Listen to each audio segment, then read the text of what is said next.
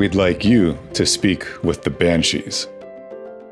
This was the invitation that was sent to Forrest and me by our colleagues over at MassChallenge and the Air Force Labs to speak with the Banshee Training Program. These are Air Force acquisitions officers whose mission is to find ways to support technologies and roll them into the mission needs of the Department of Defense. Here's our discussion on developing tough technologies and commercializing them as dual-use ventures with the Banshee Training Program. Hello, Banshee Program. My name is Forrest Maya, and I'm the co-host of Tuck Tech today. I also have my other co-host here, jmill. Jmill, how are you doing today? I am doing fine. Thank you, Forrest. So Banshee Program, we are honored to speak with you today. And so what we are planning is to have a Q&A between myself and Forrest about tough technologies, dual-use ventures, and the opportunities for you to really make a dent in the universe, given your awesome backgrounds. So, well, first, I want to just ask you, jmill, why would anyone care what you have to say? Tell me a little bit about your background, other than having a podcast. That's true, not just a media personality. So my background is about 5 years of applied research and development on behalf of the U.S. Army and Navy in robotics and telehealth. That led me down the path of starting several technical startups. And these were in the areas of algorithms and materials development and some other spaces in which then led me to MIT. I studied at MIT, earning a master's of science and engineering, and now am working with Airbus Ventures in a chief technology officer-like role, where we look for frontier technologies, where we can invest in them and the teams that are making this happen, and to build the future that we would like to see. Forrest, tell me about yourself. Yeah, so I'm just a tough tech guru. I'm not a guru, but my whole life revolves around solving really hard problems. I went to MIT for my master's and PhD. In my master's, I designed an exoskeleton to simulate astronaut spacesuits and to kind of simulate the resistance of that as a training tool. And for my PhD, I helped develop Moxie, which is a device that is now well over 100 million miles away from Earth, on the way to Mars, and it's going to be the first demonstration of producing oxygen from the atmosphere of Mars. So do a lot of stuff with tough tech, also a lot with entrepreneurship. I co-founded a company called Raptor Maps that uses drone imagery and AI to inspect solar panels. And I'm also a mentor for the MIT Sandbox program. Right now, I'm at Draper Labs, just in Cambridge, and we are a nonprofit that develops cutting-edge technologies to basically serve our nation. We do a lot of work with the military and also some commercial work. And we have a small group there called Sembler, which is kind of our startup outreach arm, where we look to partner with budding companies to form relationships that hopefully can last and turn into awesome collaborations. But given both of our backgrounds, people ask us, so what is this tough tech? And is this what's this mean? It sounds cool. It kind of rolls off the tongue. But Forrest, could you help us double click into that? Yeah, I mean, I think it's purposely kind of nebulous. It's easier to define what it's not than what it is. But it's basically when you're taking science and engineering together to solve tough problems that are of great importance to the world, that can leverage, capital to make a dent in the universe. And so, this is not going to be, a CRM cloud software tool, right? It needs to be applying new physical principles. It's really creating new technologies. And what really distinguishes this from a lot of other types of, startups is that, it's generally longer timelines because, the milestones, might be discovering a new, phenomenon and applying it to practice. And that's going to have a lot longer, timeframes to completion than, creating a database. So that's kind of, what it is. So like Snapchat and Tinder, probably not in a tough tech Probably camp. not. Probably not. Okay. And we're kind of interested in this other, especially for this this audience. There's another type of venture which kind of intersects with tough tech a lot, and that would be a dual use venture. And jmill, can you talk a little bit about what a dual use venture is? Yeah, happy to do so. And I've written some about it. We'll link to it. It's dual use ventures are deeply technical startup companies. And importantly, the dual use part is that these companies could or do serve commercial and government clients. We see a variety of companies that are striving to work with the DoD and the government at large. Some of them, I'll say, sort of on the negative side, some of them look like they're kind of like grant mills, where are just applying for Mhm. grants, trying to get sort of and stringing along that way.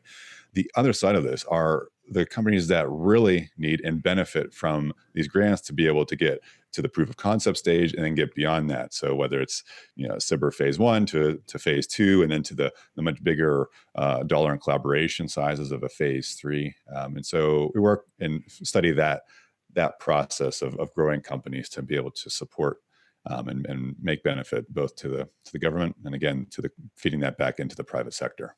So you're saying that the reason why a tough tech company would want to consider a dual use path is that there's additional government money that can be used to de-risk the technology. Are there other reasons why you'd want to pursue, like, be a dual tech company, a dual use company, and not just, only pursue commercial clients or only pursue government contracts? Well, yeah, it's a great question for us, and absolutely the dollars and cents of it do make a difference. So, if I'm an entrepreneur and I am trying to figure out, the lifeblood of a company is sort of passion, blood, sweat, and it's money to be able to make this ship continue to go forward. And so, government funding is non-dilutive in that the government doesn't really want to have an equity stake in my company, which is really good. It helps ensure that I can look out for the best interest of my company. And so there's that component that's really important of collaborating with the government. Additionally, though, there are so many of us who have either a background that's supporting the government or a wish to be able to really make a difference, not just in the private sector. And so that mission-driven mentality can come through by supporting, nurturing these kind of dual-use ventures. Okay, And so we mission's a see sometimes big part of it. And mission driven is really a big part of that. And for us, both you and I have ties through MIT and the Cambridge Boston ecosystem, and with that we see a combination of folks who are, like, say, the scientists or sort of true blue dyed in the wool engineers who just want to build something cool, but we see this whole Mhm. spectrum also of folks that want like a bigger purpose to it than just building something that works really cool. Could you tell us a bit about through the overall ecosystem within the Boston Cambridge area of where and how dual use ventures can get uptake, and how that might be exportable or not around the world? Sure, yeah. So, I mean, in general, there's quite a well-developed ecosystem, in Boston and in the United States as well. In general, this startup innovation ecosystem really consists of 5 groups. There's entrepreneurs, right? These are the people that are betting their chips on their ideas and saw a problem, maybe as they were serving in the military, maybe, they put 2 different experiences together and they're driving home to really, get this thing out there.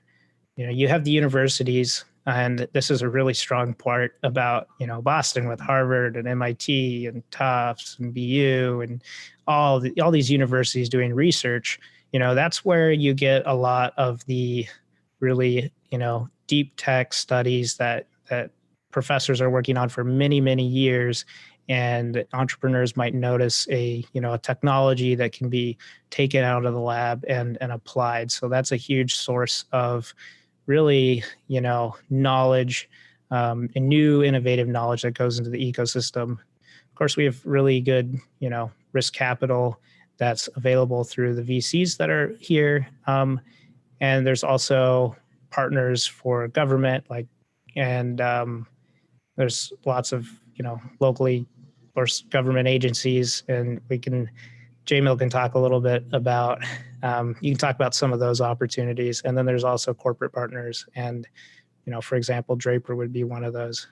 What are some of these things that the government's doing to try to actually interface with these dual use companies? It's a multitude of things. And I won't be so rosy cheeked as to say that it's all going great. That there are lots of areas of improvement.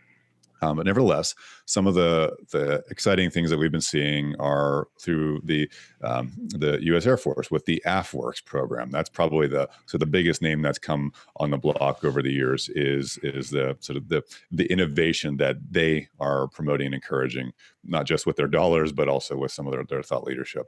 There's also programs like Naval X, and the Naval Agility Cell, as well as the various tech bridges that are placed across the United States that act as a great sort of liaison, if you will, to interface between, say, a government lab, like a national lab, and with the private sector at large. And so it's really great to see when there are the national lab that has some really awesome equipment, some really great instrumentation that not just any folks would have much common, access to, and being able to provide a program in which folks from the community can be able to make use of that instrumentation. Okay. So how does that work? Like, where do I go? Let's say I'm a startup and I think I might need, I don't know, a scanning electron microscope to look at my material. Is this tech bridge like a website I go to or someone I talk to? It is both. And I'll say that the websites, and our audience may be able to sympathize. Sometimes the websites are not always the best or most intuitive to use. And so it is going to come down to people. At the end of the day, all of this is people. And we know that the government is not some big monolithic structure that operates as one big homogeneous unit. Not at all. It's about the people. And so it does come from the conversations. The websites maybe provide the initial lead, maybe the initial name of a program manager or the managing office. And those are great points to then pick up the phone and start talking to people. And oddly enough, at least to me, it's been counterintuitive, but the government at large and all the various agencies and groups tend to be quite effective or using social media. And so that through the social media channels, that can be a great way to be able to figure out who do you need to talk to next, and always being on the phone or in tweets, et cetera, asking okay, well, who. So if I want the latest updates, I need to follow what AFWorks' Instagram account. That's a good, yeah. Hey, it wouldn't hurt. I'd be curious. Maybe. And other more formal programs that exist, that you can apply to, and have a really clear path of entry to help get you those connections would be things like Techstars Air Force. That's actually based, here locally. So it's a startup accelerator, and I think startup accelerator is good for new entrepreneurs or people looking for connections. They really coach you on the basics on how to form your company and help you with working with that sort of theme group. And so in the instance of Techstars Air Force, you would learn how to work with the Air Force. And then there's also other programs like FedTech is another one where they have opportunities for you to be part of an accelerator program. They partner with different government agencies to both get the government technologies actually out into the open. So there's opportunities to join even without an idea, and they help guide you through looking at how to commercialize a new technology, as well as they have similar types of accelerator programs where you bring your idea in and they help you find partners. How important is it to, I guess, find an an early partner within the government. Well, it's important, but I'll challenge you. It's not just about finding the partner in the government. And some folks who are coming from the government need to really push out of the mentality that, okay, it's like government has everything it needs. It doesn't. There, as in, it's the private sector thinks about things a little bit differently, and so we see that whether you're interested in going to one of these sort of magnet locations like a Techstars Air Force or 500 startups or what have you, the really exciting teams tend to be able to balance folks who have government or, like, say, a military background and other members of the team who absolutely do not. And it's in that balance between the different mindsets that we really see some really exciting companies and ability to not just steward a new technology to make some kind of newfangled feature, but going way beyond that and being able to build optionality, and so that we can serve so many more kinds of customers and really make that contribution to humankind. It takes getting out of the silo stage. So is there some hacks that you found or ways of talking with these kind of maybe interesting demographics to figure out what kind of mission we need to be on to help bridge that gap? Yeah. I mean, there's a number of hacks. One thing that you have to realize is that, and you see this a lot in research too. It's called responder bias, right? You'll ask someone, do you like what I have? Right. And people are generally agreeable and they'll say, sure. Right. So sometimes when you get feedback, you might want to present things, at an arm's reach. So perhaps you talk about, a couple different ideas without the other person actually knowing which one is, your main idea that you're focusing on. Right. So you can get more honest feedback on that. Or maybe, they don't even necessarily need to know that it's exactly your idea. Maybe you're evaluating some technology or something, but, not necessarily, instructing them that this is your baby. I think that is a way to get, more honest feedback. And then there's a lot of other, ways where it just depends on the type of technology. For consumer technology, it's way different, right? You can find Facebook groups for feedback. With the government and the military, sometimes you can get hints of what the government is interested in at the time through the types of solicitations they're posting. That will often, be a driver for what different groups are interested in. So definitely check those out under, the SBIR websites and also BAA calls. Yeah, those are great tips. And then I'll bring on the other side, let's say in the commercial or private sector, figuring out what may be needed in a couple years' time, because again, we're looking. I mean, it takes a long time to build most anything well, whether it be it a startup or new technology or both.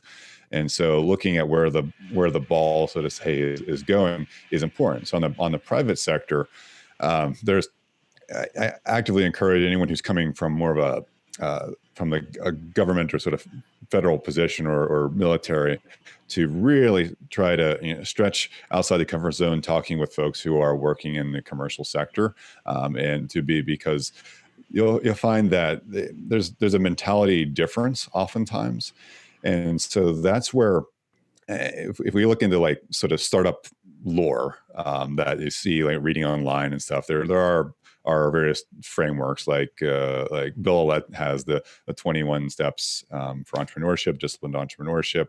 There are others. Forrest, I think you have some that you've in mind. Yeah, I mean, if you're talking about like ways to kind of get started, just closing the loop on all of the things you need to figure out. There's a number of templates that you can look at. I mean, some of them, like there's this book, Business Model Generation, and this has a technique called the Startup Canvas. And that canvas kind of helps walk you through, customers, and here's kind of what it looks like. But helps you walk through your customer segments, your value proposition, who your partners are, things that you need to do to serve a customer. From MIT, Bill Ollett has this program called Disciplined Entrepreneurship, and is another way to kind of walk you through the process of customer discovery and developing your product, refining your persona, and there's one or the other, or any other sort of method works. What's just the easiest thing is you don't need to reinvent the wheel as far as the process of building a company. You need to focus on reinventing, whatever service you're providing. So pick up one of those methods and just walk through it. And it's always a good guide to get started quick.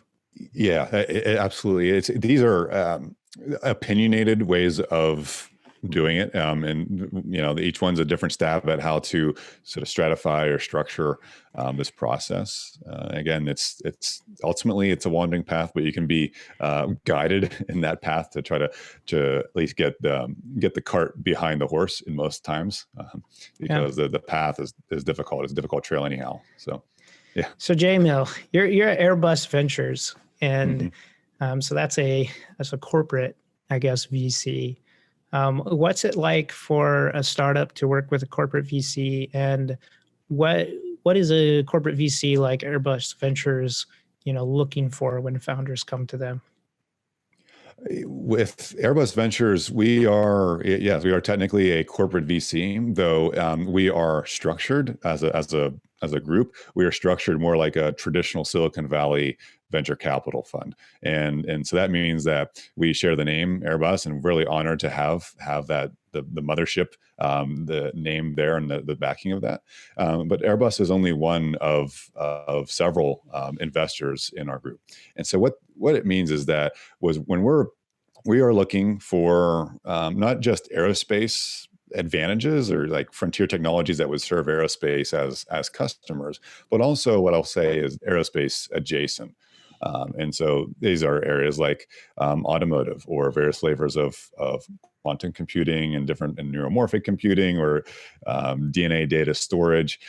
It's a variety of different fields, sectors that we may even not have good words to describe what this field is. We just know it's something that looks like it's going to be playing a role in the future. And so we're looking for the teams who are making that really have that vision of what a future is that we think we as a society should have. And so we'll then back those teams and nurture them over years to be able to hopefully get to the next stage, whether it's which is usually finding the big customers, or a lot of customers in the private sector, in the government sectors, but occasionally it happens. Some fail, some struggle to be able to get to the next stage of growth, of revenue, of impact, and so it's for the audience. It's a cautionary tale, but it's also that when you read about anything with startups, you all inevitably hear about venture capital, and there's a whole spectrum of like venture capital is awesome, or call it vulture capital, because they just show up and try to like take a piece of the company and pick it apart.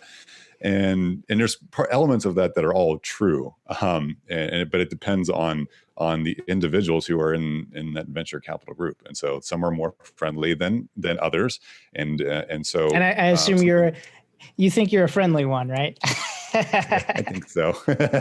I try not to have a deceiving smile. I try to be true blue, genuine. So, but something on this endeavor is that we have and we can share with you is a friendometer for dual use ventures. And so this is like a cheat sheet that is a database of some of the companies that some of the venture funds that I've seen, either talk to them directly or seeing evidence and through the network that various levels of support for dual use and or tough tech ventures. And so we have a ranked. So we got that up on the screen now, and there's 2 axes. Can you kind of explain what we're looking at?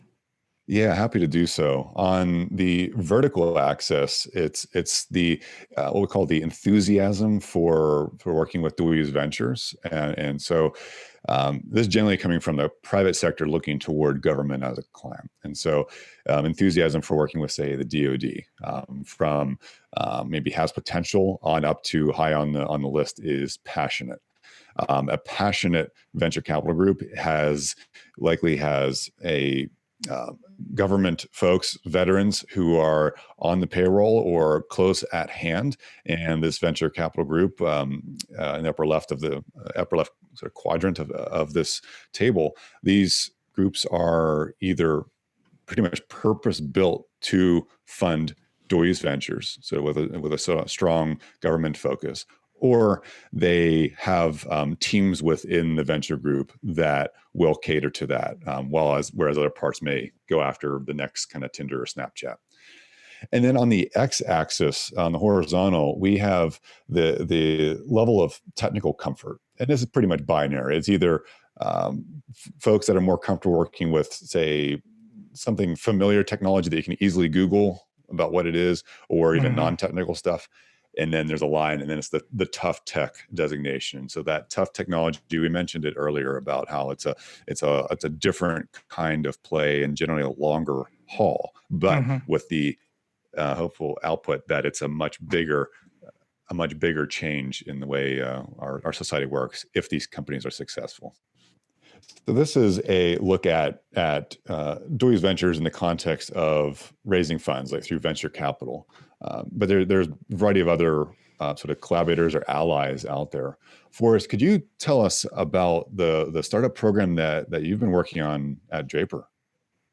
Yeah, so Draper Labs. So we're a nonprofit, research lab spun out of MIT a long time ago, but we primarily service government customers. We have a group called the Simpler Group, and we're a group that basically interfaces with startups and helps to basically form partnerships with them. And we don't invest. We're a nonprofit. We can't take much equity from privately funded companies, but what we do is if there's a synergy between a customer need that we have, this could be someone we work with a lot in the DoD or NASA or somewhere else in the government. If they have a particular need and a startup has a solution, we find a way to work together, and we can actually serve as like a contract vehicle to help get funding for that startup from the government to help provide that solution. And we also can be a way for startups to test their technology inside much larger systems. So they might have a small component of a larger system, and we can find ways to help integrate that into our system.